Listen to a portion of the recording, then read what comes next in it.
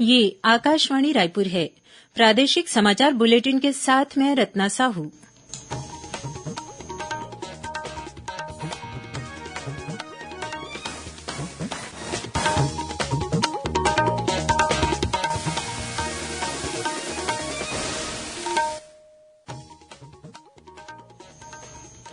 और अब पेश है आज के मुख्य समाचार। प्रदेश में 3 और नए जिले बनने जा रहे हैं। मुख्यमंत्री कल मोहला, मानपुर, अंबागढ़ चौकी और 3 सितंबर को सारंगढ़, बिलाईगढ़ और खैरागढ़, छुईखदान, गंडई जिलों का शुभारंभ करेंगे। कृषि मंत्री रविन्द्र चौबे ने आज प्रदेशव्यापी मेरी पॉलिसी मेरे हाथ वितरण कार्यक्रम का शुभारंभ किया। केंद्रीय महिला और बाल विकास मंत्रालय आज से 30 सितंबर तक पूरे देश में राष्ट्रीय पोषण माह मना रहा है। छत्तीसगढ़ में भी शुरू हुआ पोषण माह और राष्ट्रीय स्वयंसेवक संघ से जुड़े आनुषंगिक संगठनों के पदाधिकारियों की समन्वय बैठक 10 से 12 सितंबर तक रायपुर में आयोजित की जाएगी।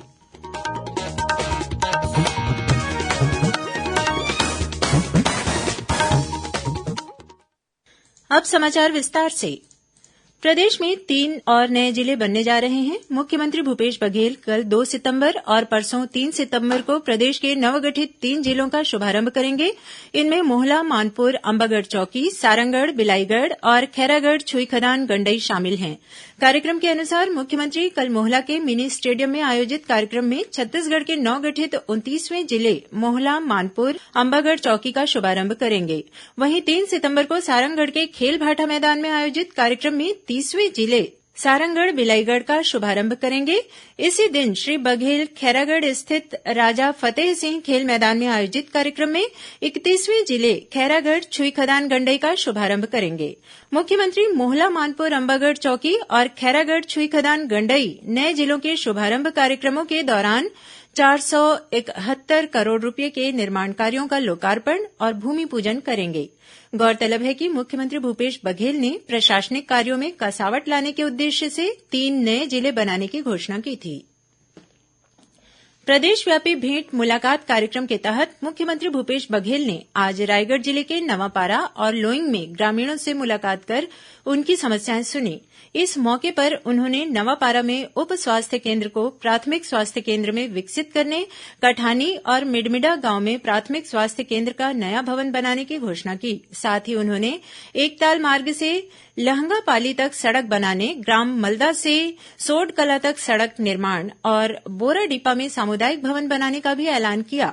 मुख्यमंत्री ने पुसौर के बड़ी हरदी में मिनी स्टेडियम बनाने, रेंगालपाली में शासकीय मिडिल स्कूल भवन बनाने और महानदी से लगे बाढ़ प्रभावित गांव में बाढ़ राहत केन्द्रों का निर्माण करने की भी घोषणा की। वहीं मुख्यमंत्री ने लोइंग महापल्ली में ITI खोलने और मिनी स्टेडियम बनाने, पंडरीपानी में सब स्टेशन, कोयलंगा नाला में पुलिया निर्माण और बेलरिया में स्टॉप डैम निर्माण की घोषणा की। भेंट मुलाकात कार्यक्रम के दौरान मुख्यमंत्री ने रायगढ़ के हेमू कालाणी चौक से चक्रधर नगर चौक तक पैदल रोड शो किया। इस दौरान विभिन्न संगठनों ने मुख्यमंत्री का अभिनंदन किया। कृषि मंत्री रविन्द्र चौबे ने आज रायपुर में आयोजित एक कार्यक्रम में प्रदेशव्यापी मेरी पॉलिसी मेरे हाथ वितरण कार्यक्रम का शुभारंभ किया। इस मौके पर श्री चौबे ने 35 किसानों को प्रधानमंत्री फसल बीमा योजना के तहत पॉलिसी के दस्तावेज प्रदान किए। इस दौरान बीमा कंपनी के अधिकारियों ने किसानों को बीमा के नियम और शर्तों की जानकारी दी। मेरी पॉलिसी मेरे हाथ कार्यक्रम के तहत राज्य के सभी बीमित किसानों को सितंबर माह में पॉलिसी का वितरण किया जाएगा। गौरतलब है कि प्रधानमंत्री फसल बीमा योजना के तहत इस खरीफ सीजन में प्रदेश के लगभग 14 लाख किसानों ने अपनी फसलों का बीमा कराया है। केंद्रीय महिला और बाल विकास मंत्रालय आज से 30 सितंबर तक पूरे देश में राष्ट्रीय पोषण माह मना रहा है। इस वर्ष के पोषण माह का उद्देश्य ग्राम पंचायतों के माध्यम से महिला और स्वास्थ्य तथा बच्चों और शिक्षा पर मुख्य रूप से ध्यान केंद्रित करना है। पोषण अभियान भारत सरकार की प्रमुख योजना है। इधर छत्तीसगढ़ में भी आज पोषण माह का शुभारंभ किया गया। 30 सितंबर तक चलने वाले पोषण माह के तहत मुख्य रूप से महिलाओं और बच्चों के स्वास्थ्य, उनकी शिक्षा तथा जल प्रबंधन सहित आदिवासी क्षेत्र की महिलाओं और बच्चों के लिए परंपरागत आहार पर केंद्रित कई गतिविधियों का आयोजन किया जाएगा। पोषण माह का उद्देश्य जन सामान्य को पोषण के महत्व से परिचित कराना और सुपोषित आहार से स्वास्थ्य व्यवहार को विकसित करना है। पोषण माह के दौरान वजन त्योहार में छूटे हुए बच्चों के वजन और ऊंचाई की माप की जाएगी। वहीं ग्राम स्तर पर आंगनबाड़ी कार्यकर्ताओं और मितानिन द्वारा गृह भेंट के साथ साथ पोषण संदेशों पर आधारित नारा लेखन, गंभीर और मध्यम कुपोषित बच्चों को चिन्हांकित कर उनके पोषण देखभाल संबंधित परिचर्चा का आयोजन भी किया जाएगा। महिला स्वास्थ्य विषय पर कार्यशाला और आंगनबाड़ी तथा स्कूल स्तर पर खेल खेल में पोषण, ज्ञान और स्वच्छता कार्यक्रम भी आयोजित किए जाएंगे। ग्राम पंचायतों में जल संरक्षण विषय पर जागरूकता कार्यक्रम और रैली आयोजित की जाएगी। वहीं स्व सहायता समूहों के माध्यम से स्थानीय पौष्टिक व्यंजनों की प्रदर्शनी लगाई जाएगी। छत्तीसगढ़ विधानसभा के नेता प्रतिपक्ष नारायण चंदेल ने नई दिल्ली में भारतीय जनता पार्टी के राष्ट्रीय अध्यक्ष जेपी नड्डा से मुलाकात की। इस अवसर पर उन्होंने विधानसभा में नेता प्रतिपक्ष का दायित्व दिए जाने पर श्री नड्डा के प्रति आभार जताया। इस दौरान श्री चंदेल ने प्रदेश की राजनीतिक परिस्थितियों से भी भाजपा अध्यक्ष श्री नड्डा को अवगत कराया। प्रादेशिक समाचार आप आकाशवाणी रायपुर से सुन रहे हैं। छत्तीसगढ़ की खबरों से है आपका वास्ता और खबरों की विश्वसनीयता से है हमारा वास्ता। आकाशवाणी समाचार रायपुर के प्रादेशिक समाचार बुलेटिन के साथ ही हमारे समसामयिक कार्यक्रम आप रेडियो के अलावा अपने मोबाइल पर भी सुन सकते हैं। आकाशवाणी समाचार फेसबुक, ट्विटर और यूट्यूब पर भी उपलब्ध है। हमारा Facebook page Chhattisgarh news on AIR, Twitter handle CGAIR news और हमारा यूट्यूब चैनल है छत्तीसगढ़ AIR न्यूज।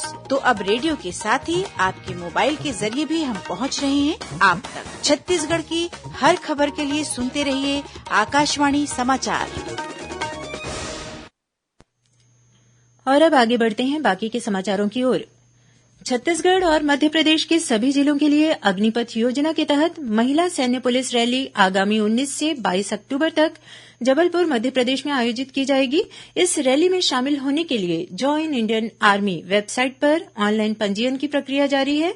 अभ्यर्थियों को इस वेबसाइट पर 7 सितंबर तक अपना पंजीयन कराना होगा।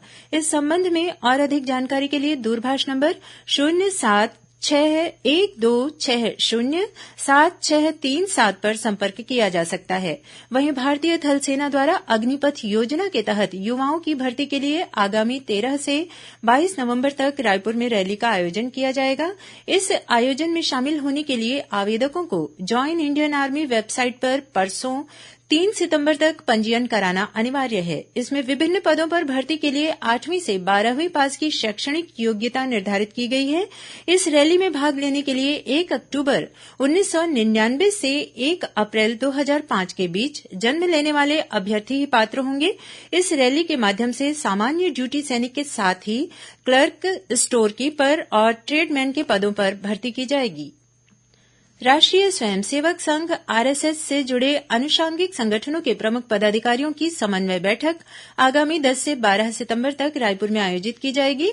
इस बैठक में सर संघ चालक डॉक्टर मोहन भागवत और सर कार्यवाह दत्तात्रेय होसबाले सहित संघ के 5 सह सर कार्यवाह और अन्य पदाधिकारी शामिल होंगे। इस बैठक में संगठन की विभिन्न गतिविधियों के बारे में विचार विमर्श किया जाएगा और आगामी चुनाव की तैयारियों को लेकर रणनीति बनाई जाएगी। बैठक में पर्यावरण, परिवार प्रबोधन और सामाजिक समरसता जैसे विषयों पर भी विचार विमर्श किया जाएगा।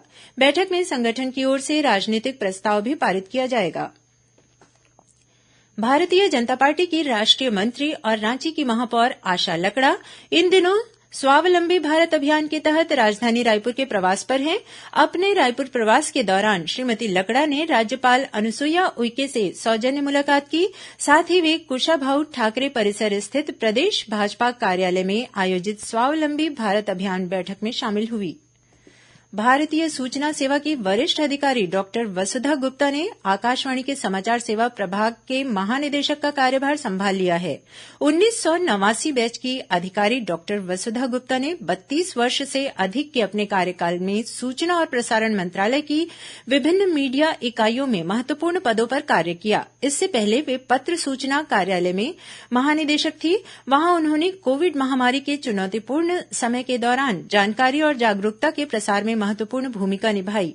उन्हें विभिन्न मीडिया प्लेटफॉर्म पर भारत सरकार के लिए फीडबैक डैशबोर्ड पहल और सरकार के लिए तथ्य जांच व्यवस्था का श्रेय भी प्राप्त है।